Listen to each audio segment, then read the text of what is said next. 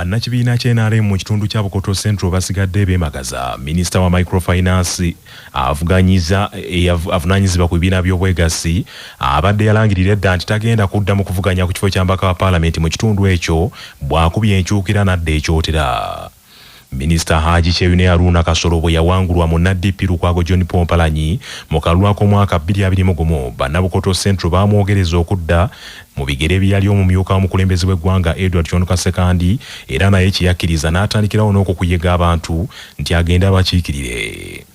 Olwaliro minisita Haji Haruna Kyeyune Kasolo asinzidde mu nkumi n'enkumi z'abawagizi ba NRM mu kisaawe eky'ekasambya ekyotera n'alangirira nti yasazeewo n'awuliriza nti okukaaba kw'abantu n'asalawo nti akomewo abakiikirire.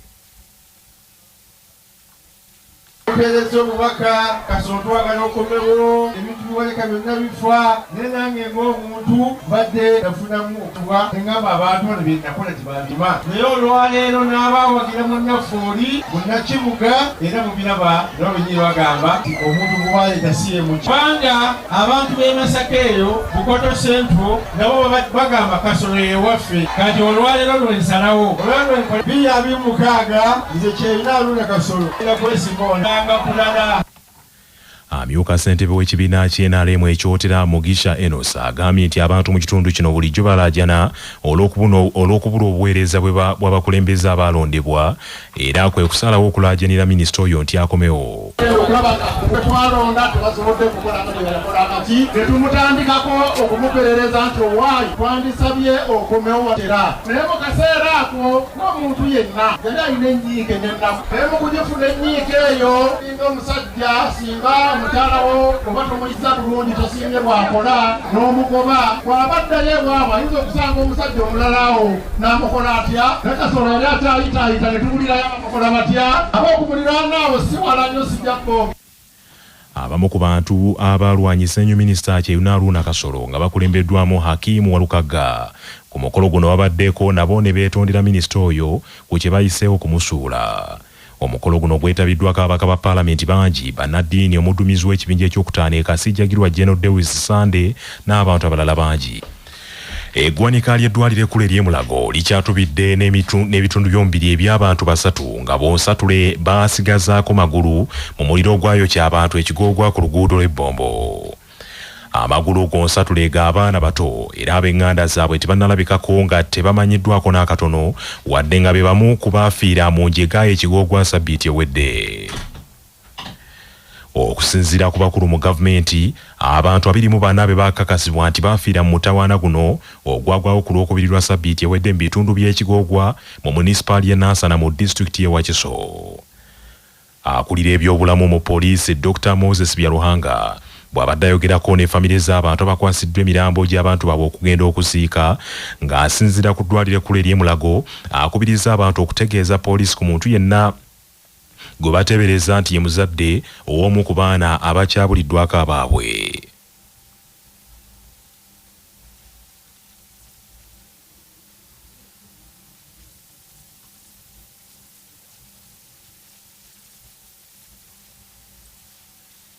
Omuntu alina okubeera n'ebigere bibiri so kati biri bisatu kitegeeza nti biyinza okuba nga y'abaana aba kati tugenda kubikuuma abantu bonna abanaaba bakeleiminga nti baafiirwa abaana bajja kujja tukola DNA paka lwe tunatuuka ku muntu omutuufu. Yes, as I stated earlier, we received a set of 3 feet from juveniles. We have feet of 3 juveniles, meaning at least these are 2 bodies because a body is supposed to have 2 feet. So we shall continue to keep these until when people come up to claim, then we shall take off samples for DNA and we try to match them and we see.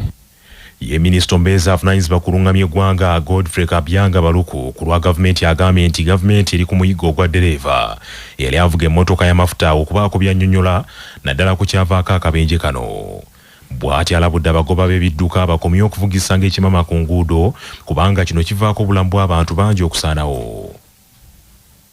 kumusiba wekuli naye kikulu ye ali principal mu accident eno nebubanga nga twetaaga insurance compensation y'ekirole driver liki mu musango guno ate ffe nga gavumenti tujja kulaba ekyokola kubanga kati tubadde tusasira abafiriddwa naye waliwo n'abafiriddwa ebintu byabwe abafiriddwa abantu be tubadde tusoseeko naye waliwo n'abafiriddwa n'ebintu byabwe nabo tujja batuukirira tubawe amaanyi tutandike okukola bupya. Agambye nti omukulembeze w'eggwanga Yoweri Museveni awadde abantu abafiiriddwa abaabwe obukadde butaano okubayambako mu kuziika naye nga ssente zino tebazibaweeredde mulago baakuzitwala mu bifo gye bagenda okuziika. Amabugo tegaziika gw'omuntu gwaziika kati gwe bonafiirwa buli omu nasindika amabugo buli omu anasindika amabugo anajja kuziika kati naffe katugendeyo nga gavumenti abantu baffe bafudde twale amabugo gaffe tuziike then tubeeyo. Abadereva bonna njagala tekubasaba nti bwe muba muvuga motoka oba pikipiki oba n'ekirala ekiduka kyonna mukimanye nti oluguudo si lwamwe mwekka mulimu n'abatambula bigere mulimu n'abakolerako bizinesi zaabwe nabo mubateeke ku mutima traka wegudde tiwabaddewo koona tiwabaddewo pothole bantu nga bwe bagamba kati kiki ekibaddewo. Emirambo gy'abantu 11 gye gyakaweebwa abannyini gy'okugenda okuziika olwaleero era nga 24 ku bantu 24 abaafiira mu njege eno. Kyokka wabaddewo katemba famire emu bwetandise okukayanira omulambo gw'omwana ategera ekiseke lya Isaac ow'emyaka 12 yafiira mu muliro guno. Nnyina wa Isaac nga ye Esther Nansubuga agamba nti yanobebwa taata wa Isaac nga Isaac muwere kyokka n'akulirewo omwami omulala ekigoogwa gye bakulidde naye oluvannyuma lw'omwana okufa alwo kitaawe yavuddeyo mu butongole ng'ayagala omulambo gw'omwana n'amabugo. Omwana alina okuva mu motoka ab'ekigogwa bamulabeko nti yeno Isaac gwe tugenda okuziika omwana wuwe tewali amumugaanyi era alina omuziika ewuwe nga bw'ayagala ne bwe ziba eddakiika nga 3 gatumala okubanga omwana oyo ab'ekigogwa bamukuŋŋaaniddeko ne bamulaba ffe n'atwala omuntu we. Taata we avuddeyo buvirwa leero kujja kumulaba nti taata we naye nga badde talabirira ki mwana nze siikaayana nti oba omwana nina kye mwagaza nti oba bamuziike wange omwana mumanyi nti si wa kika kyange njawala kitaawe amutwale naye akyameko ewaffe ab'ekitundu bamulabeko eriisa evvannyuma. Kyensaba musaba busabi banje manyi omwana baga nkwatirako tebufuuka buki bumbo wa Baganda omuntu omu tayinza kulwanyisa 10. Omukulembeze w'eggwanga Yoweri Kaguta Tibuhaburwa Museveni ayongedde okutangaaza ku kyawaliriza gavumenti ye okugatta n'okugyawo ebitongole ebimu mu gavumenti ebibadde bikola emirimu egifaanagana nga n'ebimu tebizza magoba. Museveni agambye nti ebitongole bino awamu bibadde bitwala ensimbi z'omusolo triliyoni 2.2 buli mwaka okusinziira ku kunoonyereza muganda we General Salim Saleh Kalebu akandwanaho kwe yakola mu mwaka 2017. Museveni annyonnyodde nti okunoonyereza kuno gavumenti yo kwe yasinzira okusalawo ebitongole bino bigattibwe n'ebirala biviirewo ddala obuvunaanyizibwa bwabyo butwalibwe mu minisitule ezibitwala. Mwami Museveni agambye nti ensimbi mpitirivu ezibadde zigenda mu bitongole ebyo okuli eky'emmwanyi Uganda Coffee Development Authority ekivunaanyizibwa kuwabula gavumenti mu by'obulimi National Agricultural Advisory Services Limited NADS ekitongole ekivunaanyizibwa ku mutindo gw'amata Dairy Development Authority UNRA ekivunaanyizibwa ku by'enguudo n'ebirala ng'agamba nti ensimbi zibadde zigenda nnyo ku misaala n'ebirala ebikwata ku bitongole ebyo naye ng'emirimu gyabyo tegitegeerekeka. Museveni awadde ekyokulabirako eky'ekitongole ekya UNRA kyagambye nti ogwakyo gubadde gwa kugaba contracts kyokka wabula ng'ensimbi mpitirivu ezibadde zisaasaanyizibwa ku kitongole ekyo naye nga si kyekikola emirimu. Museveni annyonnyodde nti okuggyawo ekitongole ekya Uganda Coffee Development Authority ekivunaanyizibwa ku mutindo gw'emmwanyi tekigenda kuggyawo obuvunaanyizibwa bwakyo bwe kibadde nakyo mu kulungamya n'okulondoola omutindo gw'emmwanyi kubanga obuvunaanyizibwa obwo bugenda kudda mu minisitule y'ebyobulimi n'obulunzi nga bwe kiba kyakulondoola omutindo gw'emmwanyi ekitongole ky'eggwanga ekirondoola omutindo ekya UNBS weekiri okulondoola omutindo gw'emmwanyi. President Museveni agambye nti abakugu abadde mu kitongole ekya Uganda Coffee Development Authority bagenda kutwalibwa mu minisitule y'ebyobulimi n'obulunzi basigale nga bakola emirimu gyabwe ekyokulondoola omutindo gw'emmwanyi. Anokoddeyo ebitongole okuli National Enterprise Corporation ekyamagye, National Housing Corporation, Uganda Development Corporation na Uganda National Electricity Company Limited n'ebitongole ebirala. Agambye nti ekimala gavumenti yeekooye ebitongole n'abakozi abanyuunyuusi. mu mbeera y'emu n'omubaka wa Kyotera Lukwago John Pompalanyi asinzidde Cyanika mu lusiisira lw'ebyobulamu abantu abasukka mu 2 gye bafunidde obujjanjabi n'omupiira wakati wa Cyanika ne Kaliisizo n'agamba nti enteekateeka ezikolebwa zonna ku mmwanyi zigendereddwamu kwavuwaza abantu ba bulijjo.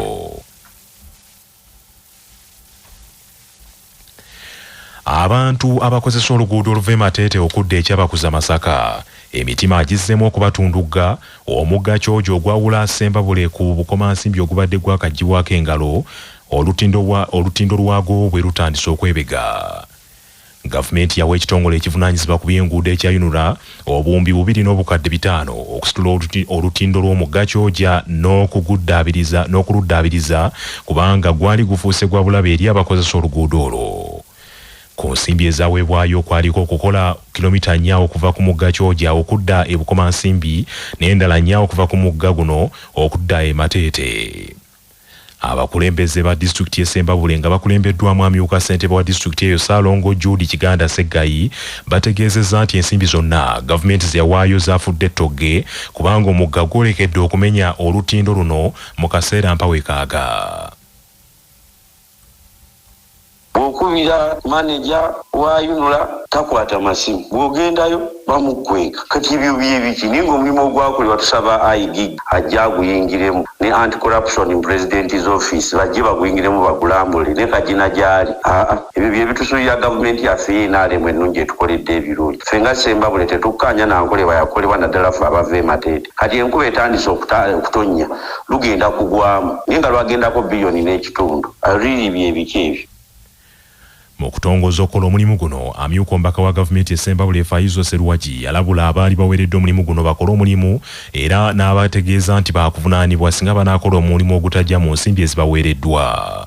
Engineer Moses Nyakaana akulira Yunura mu bbendobendo ly'e Masaka yasuubiza abantu nti bagenda kukola omulimu omuyonjo ddala era nga gwali gwakugwera mu bbanga lya myezi 8.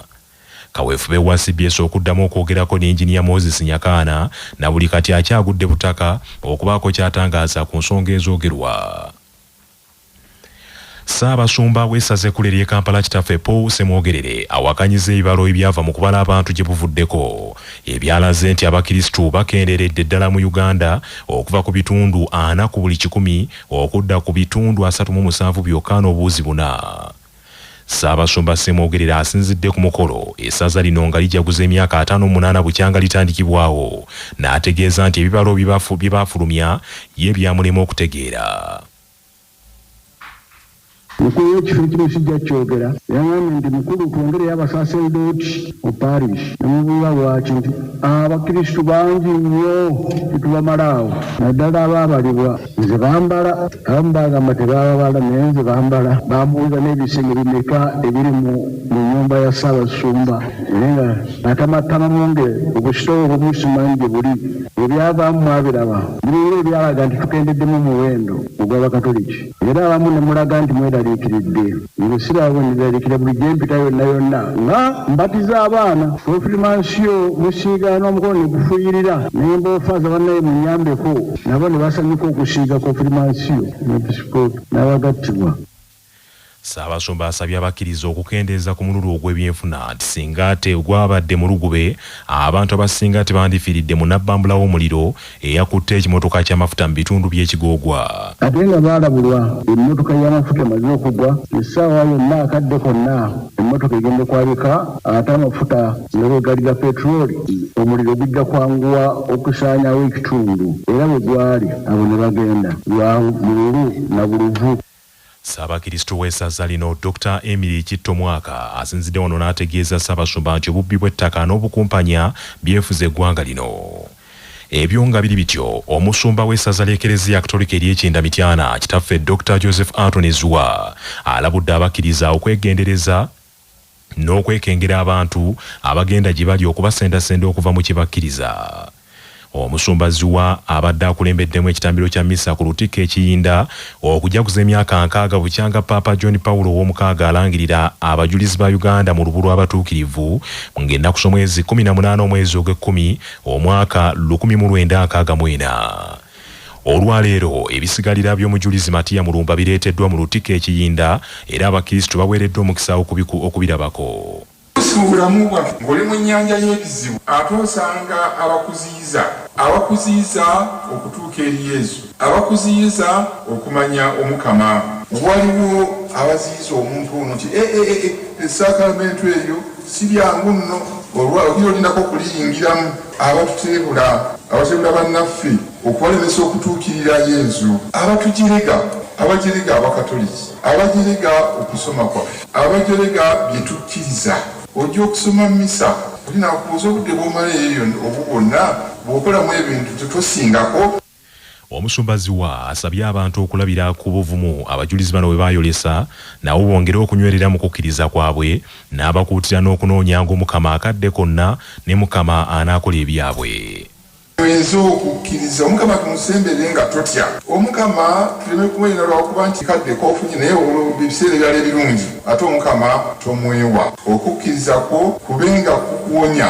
Twewale okulya mu lulimi ne mu luzise. Osoma ku Sande olwaleero ku budde nga kuno ate ekiro okwebera ogenda mu ssabo. Kakati bw'osaba Omukama osaba ssabo oba osaba Katonda.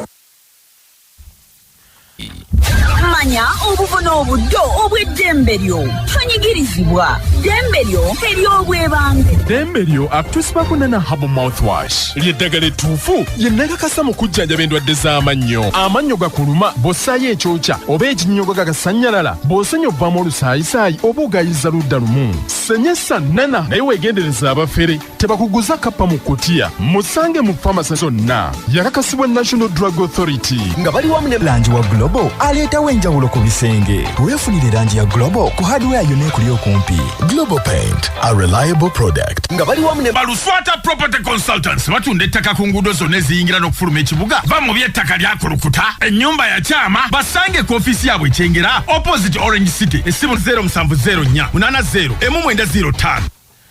Ng'onoolaga ebifaananyi ebyesisiwaza kiwukakatako okusooka okulabula n'okulaalika abalabi nga munnamateeka Judy Mbabaali bw'annyonnyola. Mu nsi tulina abantu nga bammeme kye bayita ab'emmeme entono baba emitima eminafu nga bw'alaba omuntu emmotoka gw'erinnye omutwe n'egubyabyattaza obwongo ne buyiika wali oba omusaayi omuntu oyo ayisibwa bubi. N'olwekyo bw'oba nannyini TV ng'onoolaga ebifaananyi ebifaanana bwe biti ebitiisa ebirimu entiisa ebyesisiwaza etteeka ligamba nti abalabi bo sooka obawoninge nti ebifaananyi ebiddako bisobola okubeera ebyesisiwaza era bisobola okusimula emmeeme. Ekyo bw'otakikola musajja wattu oba mukazi wattu ng'ali ku TV n'alaba ekintu ekyo omutima ne gwesisiwala w'omutima ne gwabika oba n'atya nnyo n'abamu balwala ne bakankana kukankana omuntu oyo bwe yeekubira endulu mu kkooti gwe nannyini TV ne gukusinga oba oyina okumusasulira olw'okubeera nti tokoze ekyo ekigambibwa okukola. Commissioner Ministry ebyenjigiriza avunaanyizibwa ku byenjigiriza ebisookerwako masomero aga secondary Ismail Mulindwa asabye abazadde okuyambako abasomesa okunnyikiza n'okwagazisa abaana okusoma amasomo ag'ebyemikono babeeko bye bayinza okwekolera. Bw'abadde aggulawo ebizimbe by'essomero bya Lweru Secondary School ebuyikwe mu Kyaggwe okubadde ekyeddwaliro ne administration block, Ismail Mulindwa agambye nti abazadde basaana okwetika obuvunaanyizibwa obw'okusomesa abaana baabwe emirimu egy'emikono baleme kulindanga amasomero gokka. Curriculum etali ya bino bye muyita oba eby'amagezi kusoma luzungu n'olwogera nnyo naye ng'olusoma kiki ky'osobola okulukolamu n'emikono gyo competence based curriculum. Abaana bano gye bakoze era buli muzadde alina omwana wano gwemanya nti wasalibwa infact wali badde otwogeramu ne fees kubanga omwana ono si wa bulijjo nti agenda kuva wano agenda atandika okwekolera keeki agende wali ebuyigwe mu town aterewo omudaala gwe afune omulimu ekibadde kitaliiwo mu baana baffe.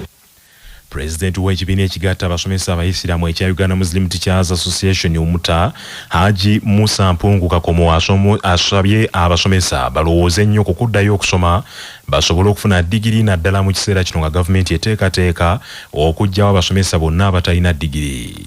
Alhaji Kasimu Nakibinge Kakungulumbuga olw'omulimu amatendo gwakola nga petroni wa umeya nga petroni wa Umuta okulaba nga alabirira amasomero gano agoli ku musingi gw'obuyisiraamu ne gaba nga gatebenkera bulungi ne gawa services ennungi. DIT eno bagiteekamu ekirungo era abaana abakoze obulungi ne bamalako emisomo gya DIT tubatongozza olwaleero certificate tuzibawa bagende babeere nga bali well skilled bayambe eggwanga lino. Mukimanyi nti n'ensi ekulaakulana n'abantu bakozi era abaana abo tubasiimye. ate abayizi abawerera ddala 146 ku Midland High School Buntaba Mukono batikiddwa oluvannyuma lw'okuguka mu masomo ag'enjawulo mu nteekateeka Ministry y'ebyenjigiriza ey'ekitongole ekya DIT. Abayizi bano abasiniya ey'okusatu ne siniya ey'okutaano bakuguse mu by'okutunga, eby'okufumba, eby'amasannyalaze n'eby'okuzimba. Ministry y'ebyenjigiriza n'ebyemizannyo mu nteekateeka empya ey'ebisomesebwa yasalawo okusoosowaza amasomo ag'ebyemikono.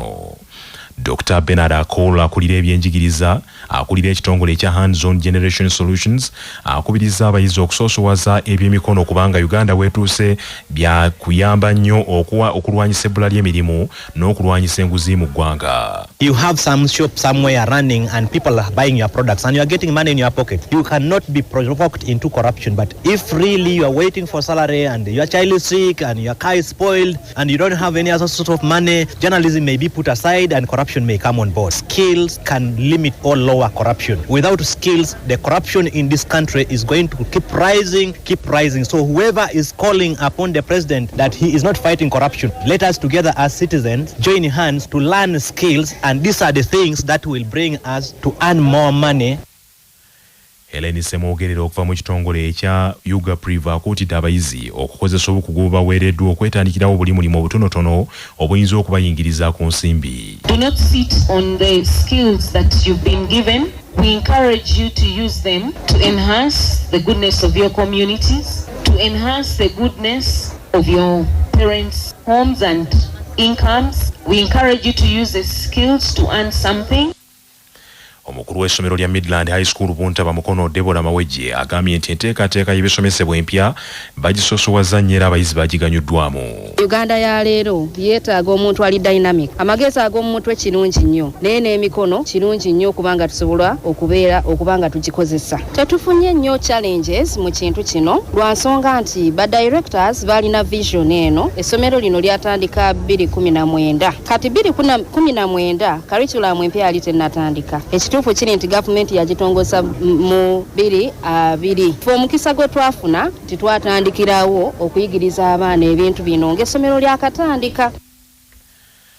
Abatandisi b'enzikiriza ey'abalokole mu bitundu by'Entebbe bajaguza okweza emyaka 36 wakati mu bweraliikirivu olw'abantu abakyayigganya ekkanisa zaabwe. Omusasu waffe George William Kakooza kaatuwa ebisingawo. Okuva olunaku lw'eggulo mu kiro n'emisana ga leero lwonna abakkiriza mu nzikiriza ey'ekirokole bakuŋŋaanidde ku kkanisa eya Mount Carmel Ministries esangibwa ku kyalo Nkumba mu Town Council ey'Ekatabi mu bitundu bino eby'Entebbe okujaguza emyaka 36 gye bamaze mu buweereza buno. Bishop Silver Kaweesa nga y'omu ku yatembeeta enzikiriza eno okuva mu kibuga Kampala okujja mu bitundu bino eby'Entebbe ategeezezza nti okuva lwe baatandika mu 1987 bazze bayita mu kuyigganyizibwa okwenjawulo nga ne we lutuukidde leero bakyali mu kuyigganyizibwa kwe kuwanjagira abo abayigganya enzikiriza yaabwe okubeesonyiwa kubanga bo batembeeta Kristo omulamu. Ekkanisa ya Kristo bwe yali etondebwa Bayibuli tugamba yatondebwa mu kisenge kya waggulu n'egenda mu Yerusaalemi naye okuva olwo yatandikirawo okuyigganyizibwa. Ekkanisa eriwo okulwana, ekkanisa eriwo okudduka ate ekkanisa eriwo okukolera mirundi gya Katonda. Ku mukolo guno kitegeerekese nti obuweereza buno buvuddemu ekkanisa ezisoba mu 5 era abasumba George William Kalumba n'omusumba Patrick Mutumba batutegeezezza nti okuva lwe baatandika balina ebirungi bingi bibeenyumiriza bye batuuseeko ng'abantu nga bayita mu kuyamba abantu mu by'amasomero, obujjanjabi awamu n'okuzimba emyoyo gyabwe nga bino babikola si mu Ntebbe wokka naye n'okwetoola Uganda yonna. Ku CBS FM ey'obujjajja nze George William Kakooza Entebbe. Amawulire g'ebyemizannyo mu mawulire gaffe agakya Basafama gakutuusibwako Sedika Real Estate abatunda n'okugula ettaka ku nguudo ez'enjawulo mu Uganda yonna. Basangibwa ku Galuleba Building ewa Kiso. Essimu 07 2 379 Tiimu y'essaza Buddu ekubye Enkozi University goolo 2 ku bwereere mu mupiira ogw'omukwano Buddu gwe badde egendereramu okweteekerateekera fayino y'empaka z'amasaza ga Buganda bwe banaaba battunka n'ekyaggwe ku lw'omukaaga olujja mu kisaawe Namboole. Omupiira guno oguzannyiddwa mu kisaawe ekya Kitova Arena mu kibuga Masaka era goolo eziwadde Buddu obuwanguzi ziteebeddwa Kapiteeni Pius Sebulime ne Michael Kayongo mu kitundu ekisooka. Kaakano Buddu egenda kuzzaako ekijjulo ekyokusonderako ensimbi ezigenda okuyambako ttiimu eno okweteekerateekera fayino ng'ekigenda kubaawo ng'ennaku z'omwezi 3 mu mwezi guno ku Hotel Next mu kibuga Masaka. Ku kijjulo kino emmeeza ey'abantu abataano ya mitwalo 50 ate emmeeza ey'abantu basatu ya mitwalo 20 nga ey'omuntu ate ng'omuntu kinnoomu wa mitwalo 5. Mu mbeera y'emu Kyaggwe naye egudde Malirina Express FC mukwano gw'abangi mu kisaawe kya Bishop Semukono. Okuyingira mu kisaawe Namboole ku fayino y'amasaza kwashinyisa emitwalo 2, emitwalo 5 n'emitwalo 10 era tiketi mu kiseera kino zitundibwa mu bitundu eby'enjawulo okwetoolola Buganda yonna. Amawulire okuva ebweru w'eggwanga gakutuusibwako Kajansi Progressive Secondary School eweza Kajansi mailo 7 ku lw'Entebbe essimu noti 7 noti 6 emu 6 emu emu emu 6 nga bali wamu ne M-Chad Industries abakukolera M-Chad Black Tea amajani kawoomera ne M-Chad Muchuzi Mix akanzaali akazitoyenva bisange mu maduuka gonna essimu noti 75 noti 668 4 emu. Ekibiina ky'amawanga amagatte ekyongedde okweraliikirira olw'omuwendo gw'abamaama n'abaana abawala abakosebwa entalo ezibuutikidde kumpi ensi yonna. Alipoota envanyuma esomeddwa ekibiina ky'amawanga amagatte eraze nti abakyala abasukka mu bukadde 600 mu nsi yonna be bakoseddwa olw'entalo ezitaagudde amawanga ng'omuwendo guno gweyongeddeko n'ebitundu 5 ku buli 100 okuva ku bibala ebyasembayo okufulumizibwa kati emyaka 10 egiyise. Senkulu w'ekibiina ky'amawanga amagatte Antonio Guterres asinzidde ku alipoota eyali yasomebwa emyaka 10 egiyise eyafulumizibwa akakiiko ak'obutebenkevu mu kibiina ky'amawanga amagatte aka UN Security Council eyafulumizibwa ng'eraga nti waliwo ebirina okukolebwa okutebenkeza amawanga ag'enjawulo n'okutaasanga bamaama n'abaana abawala okukosebwa entalo ezibalukawo. Antonio Guterres ategeezezza nti ebiri mu alipoota eno byanaamiriza biraga nti obutabanguko mu mawanga mangi bukyeyongera era abakyala bangi basinze okulugulamu obulamu, abalala bafudde n'abandi bakoseddwa ebitagambika nga ne mu nkambi ez'ababundabunda mu mawanga agasinga obungi abakyala be basingayo. Bannaffe amawulire ag'essaawa eno kangamalirize mu bufunze. Eggwanika ly'eddwaliro ekkulu ery'Emulago likyatubidde n'ebitundu by'omubiri eby'abantu 3 nga bonsatule baasigazaako magulu omuliro ogwayokya abantu ekigoogwa ku luguudo lw'Ebbombo. Omukulembeze w'eggwanga Yoweri Kaguta Tibuhaburwa Museveni ayongedde okutangaaza ku kyawaliriza gavumenti y'okugatta n'okujja ebimu ku bitongole nti ebisinga bibadde tebizza magoba eri gavumenti era ategeezezza nti ekitongole ky'emmwanyi ekya Uganda Coffee Development Authority abakugu baakyo basobola okutwalibwa mu Ministry y'ebyobulimi okusigala nga bakolera eyo, naye nga bwe kuba kulondoola mutindo gw'emmwanyi gavumenti erina ekitongole ekivunaanyizibwa ku kulondoola omutindo gw'ebyamaguzi ekya UNBS ekisobola okukola omulimu gwe gumu. Alipoota y'ekitongole ekibiina ky'amawanga amagatte eyongedde okwanaamiriza ensi bw'eraze nti abakyala abali mu bukadde 600 be bakosebwa entalo ezibaluseewo mu mawanga ag'enjawulo ng'omuwendo guno gweyongeddeko n'ebitundu 5 ku buli 100 bw'ogeraageranya n'ebibala ebyasembayo okufulumizibwa emyaka 10 egiyise.